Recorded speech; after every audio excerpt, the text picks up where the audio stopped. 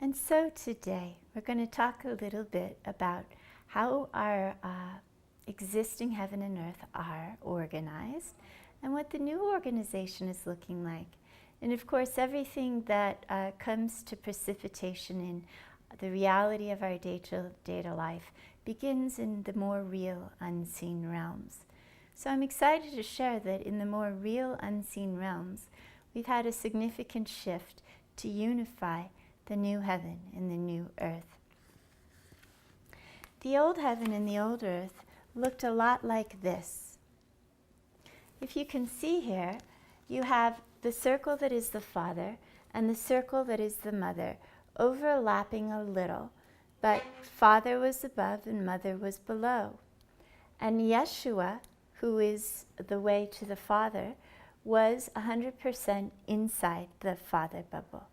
And as his twin, the Holy Spirit, I had a little overlap with him and a little overlap with the Father, and then some overlap with the Mother, the three. Now, the new vibration, and we've just had this shift between my twin and I this past week, is that Mother and Father are in the same, they've come into divine union. So they're no longer above and below. In the more real realms, we've started to have divine union. That means it's not one or the other. It's like if you add a pink drop and a blue drop and you have purple. Father and Mother together are purple. When you have justice with nurturing, you have mercy. That's the new vibration as we move forward. And then inside the Mother and Father, the two true twins are overlapping more. And then as we move into the ascended energy, we aren't overlapping, we are one. And then for those of us who are working with our Venus twin, that is true as well, that we become one inside Mother and Father with our true twin. So that's what we have to look forward to.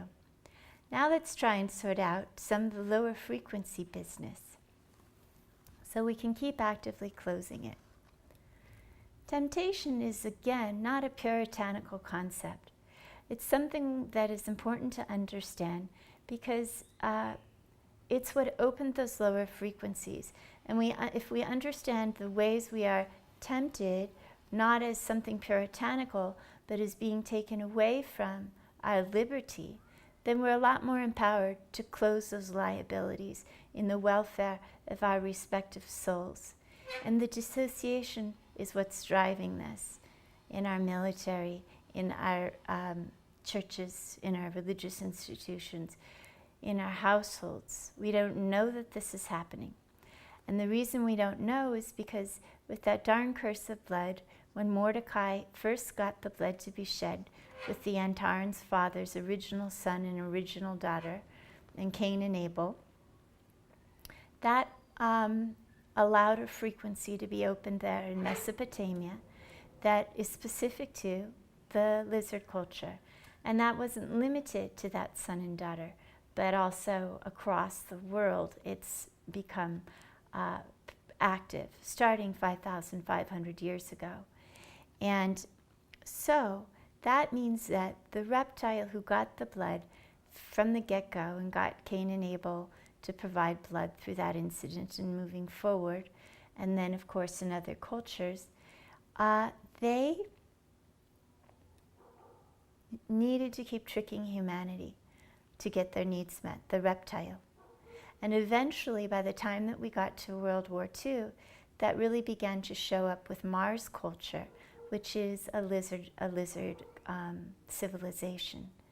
So in order to have the lizard civilization continue, it needs not only the blood provided, it needs terror and fear, which are ultraviolet vibrations or frequencies that make us vulnerable to being accessed by the lizard culture without permission. And as I mentioned in an earlier teaching, we have a lizard individual that that kind of owns us as human beings or accesses us as human beings without our permission. And in the Mars colony, that would be the only way to really be sustainable, They're hoping that with the hard drive, where they get as many human consciousness put into it, that they'll be able to have a virtual reality that keeps it so that we sort of have a semblance of being human. But it isn't sustainable. But that tragedy is that those in the Mars culture across governments and religions don't know they're doing this. They have no idea, most of them, I'd say, again, most. And they wouldn't want this. But because friends and family are being promised by the captains in the Mars culture, the generals and all the rest, they feel that they're protecting and serving their loved ones because they're being given a place on the Mars colony. Well, what does the Mars colony have to do with what I just said? This is a lot to follow, but it's worth sorting out. So the lizards needed blood, and they couldn't go to the more direct human being. But beyond duality in the lower vibrations, there was the Mars vulnerability, the temptations available through Mars, which were ways that there's sort of a mafia element to humanity, and deals being made where ceremony and ritual allowed man to work his will to get his needs met according to his agenda for what he believed was in the highest good. And that's where a lot of the occult organizations got carried away, having no idea that that was lending ourselves to the Mars colony stuff and to the lizard colony stuff. Well, again, this is really important because outside of our awareness, we are selected as children as moles for countries. So essentially, without any of us choosing to or having or giving permission, we have a one world government that has nothing to do with liberty and everything to do with domination and control. And that, of course, is the lower octave of what's really real. What's really real is the new earth, the new Jerusalem, where consciously and with teamwork, with collaboration, we have a unified world where we are working under this, the great benevolence of our Heavenly Mother and Father and the greater energies of the cosmos and creation and in the Mother and Father that is one now. It's one unified energy. So do you understand that what's happened is that without our permission, particularly since World War II, we have, through the drive of the lizards to get blood to keep them alive, and working with the Mars culture who needed blood and accessed the day world, this vicious cycle. So if you make an effort through working with your nervous system, working with your friends and family, working with the reptilian cues, maybe having a video camera set up that documents what's happening to you at night, paying attention to post-traumatic stress disorder symptoms, the whole treatment protocol I want to introduce here in the garden and heal the healers and create a manual with them. If you get that sorted out, what's going on in the Mars culture, then you become empowered to be aware of the reptilian culture, the lizard culture, to stop that. So the one closest to you that you are absolutely able to sort out is what is happening to you in a reptilian brain state that is happening in a military or religious or church context. It appears that what's happening to us is we are practicing ritual regarding the curse of blood in a military context that none of us would have chosen. It's such a tragedy.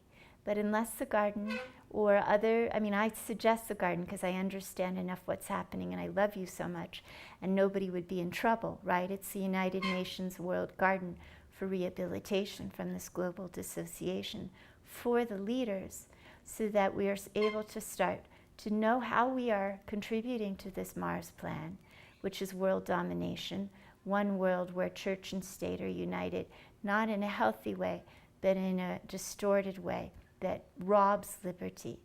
See, the good news is this is you and I. This is us. This is not some outside situation we can't heal.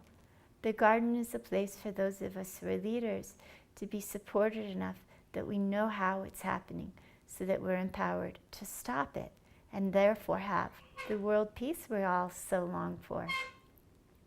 Because if you have a child who has a country that they've been quantumly entangled with, then in the dissociated state, they're working to be chess pieces, and we're chess pieces for different countries. And we're working as moles for that country without knowing it. I know it sounds out there, but I also know I have enough followers who really love and care for humanity and for the welfare of the earth that we can push past our resistances, our control issues, our feeling threatened by all this. And one by one, I know it won't happen overnight, but one by one, I know I'm going to see some of you here in the garden to work with me as I am stronger and stronger to counsel you as a counselor. So for today, understand this is happening. There's no shame. We're going to close down these lower vibration frequencies by figuring out how we're liable to them happening to us outside our awareness. And as we do that, we save every country. We have a new earth where church and state are working in harmony in a way that is not domination or enslavement, but restoration and repair, where we all have the seeds we need, the water we need, the distribution of wealth we need in a world beyond duality. And so it is.